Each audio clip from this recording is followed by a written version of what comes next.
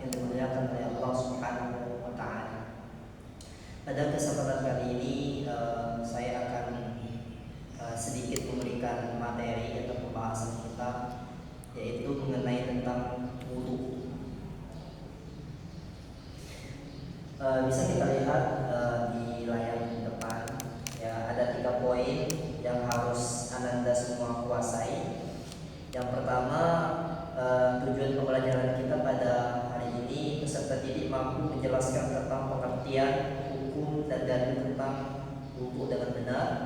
Yang kedua, peserta didik mampu mengidentifikasi syarat, mengidentifikasi rukun, sunnah, serta yang membatalkan wudu.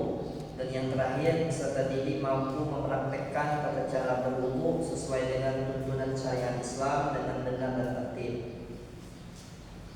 Baik, kita masuk ke pembahasan kita, Nanda semuanya. Yang pertama itu tentang pengertian wudu.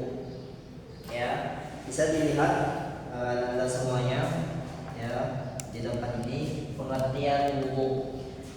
Wudu adalah bersuci dengan menggunakan air yang suci dan disucikan dengan membasuh serta mengusap anggota tubuh tertentu sesuai dengan tata cara yang telah ditentukan dalam syariat Islam untuk menghilangkan hadas kecil hingga seseorang dapat melaksanakan ibadah seperti sholat, ya, tawaf, membaca Al-Quran atau menyentuh Al-Quran.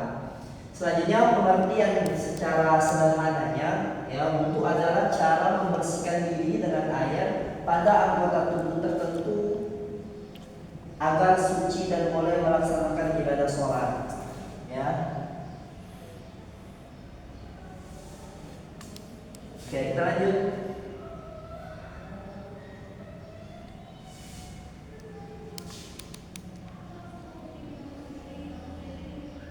Oke, yang kedua syarat sah wudu. Sebentar ya.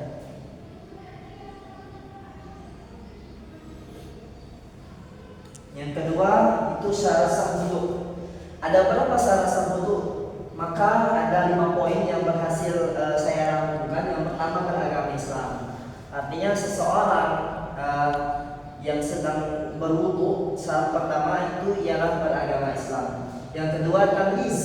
Ya, yang kedua tamyiz, artinya sudah dapat membedakan yang baik dan yang buruk. Artinya tamyiz itu adalah seseorang yang dapat membedakan mana yang baik dan mana yang buruk. Itu dia sudah sah atau syarat sahnya sudah terpenuhi. Terus yang ketiga, menggunakan air yang suci dan mensucikan atau air mutlak.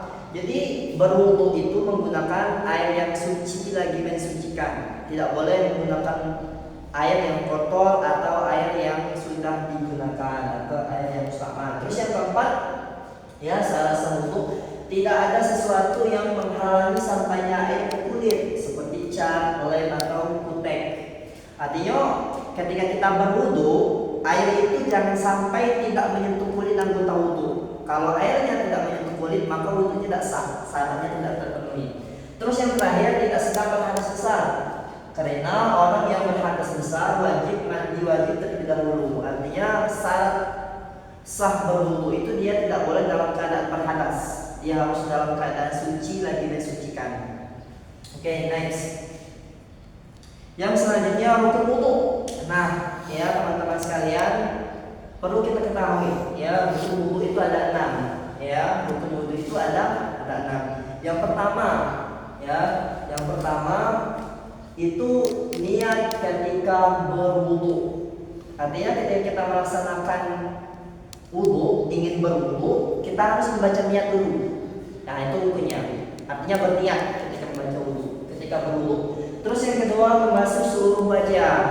Ketika kita sudah berniat, rukun yang kedua itu membasuh seluruh wajah, ya, membasuh seluruh wajah. Terus yang ketiga, membasuh kedua tangan hingga siku. Ya, perhatikan, ya, membasuh seluruh tangan hingga siku, artinya dari sini. Nah, tangannya kita tuh sampai ke siku-siku sini. Nah, kiri dan kanan. Terus yang keempat, membasuh sebagian kepala. Mengusap sebagian kepala. Artinya satu helai rambut saja, ya, yang kita gunakan untuk membasuh kepala itu sudah sah. Terus yang selanjutnya yang kelima, membasuh kedua kaki hingga mata kaki. Artinya kaki kanan dan kaki kiri kita basuh dari ujung kaki sampai mata kaki. Ya. Terus yang terakhir tertib.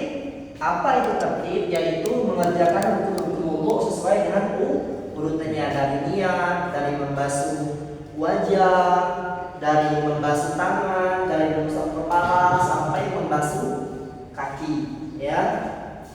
Terus selanjutnya itu sunnah-sunnah wudu, ya. Sunnah-sunnah wudu itu ada 12 poin yang berhasil saya rangkumkan, nanti bisa dibaca sendiri ya, nanti Bapak bakal share. Itu ada 4, yang keempat sunnah wudu ada 12, ya, ada 12. Yang pertama membaca basmalah, mencuci kedua telapak tangan, bersiwak, berkumur, membasuh air ke hidung, mengusap seluruh kepala hingga mengusap kedua telinga, ya, sampai ke poin 12. Oke, selanjutnya yang kelima yang membatalkan wudu, perhatikan. Yang selanjutnya itu membatalkan wudu, keluar sesuatu dari kubur atau gugur, kentut, buang air kecil, buang air besar, sesuatu yang keluar daripada dua jalan, kubur dan gugur, maka batal wudunya, ya. Terus yang kedua hilang akal, ya, misalnya karena tidur, karena gila, itu artinya hilang akal, ya, hilang akal. Terus yang selanjutnya menyentuh kemaluan. Nah, menyentuh kemaluan, kubur atau gugur dengan telapak tangan bagian dalam tanpa penghalang. Nah, ini perlu diperhatikan. Jika kita menyentuh kemaluan menggunakan telapak tangan bagian dalam di sini, ya. Tapi kalau kita menyentuh kemaluan di bagian luar, itu wudunya tetap sah, tidak batal. Tapi kalau menyentuh di bagian dalam, maka wudunya batal. Oke, yang terakhir murtad keluar dari agama Islam. Artinya ketika dia berwudu dalam keadaan suci, dia murtad, dia keluar daripada agama Islam, maka wudunya batal. Oke, lanjut. Oke. Demikianlah yang dapat Bapak paparkan. Semoga dengan pemaparan tentang pengertian wudu, syarat wudu, rukun wudu yang membatalkan wudu dapat kita amalkan dalam kehidupan kita sehari-hari. Yang baik, mungkin itu saja yang Bapak sampaikan. Untuk minggu depan kita akan bertemu kembali. Kita akan melaksanakan praktek tentang berwudu. Jadi silakan Anda semuanya baca-baca lagi tentang pengertian wudu, sunnah wudu, rukun wudu. Nanti ketika praktek bisa diamalkan dan bisa dipahami. Baik, demikianlah yang dapat Bapak sampaikan pada kesempatan kali ini. Semoga bermanfaat, ya. Tetap semangat selalu belajar, istiqomah, karena memang yang namanya kita belajar, yang namanya kita menuntut ilmu butuh pada proses, ya, butuh pada proses, butuh kepada perjuangan. Semoga apa yang kita dapat hari ini dapat kita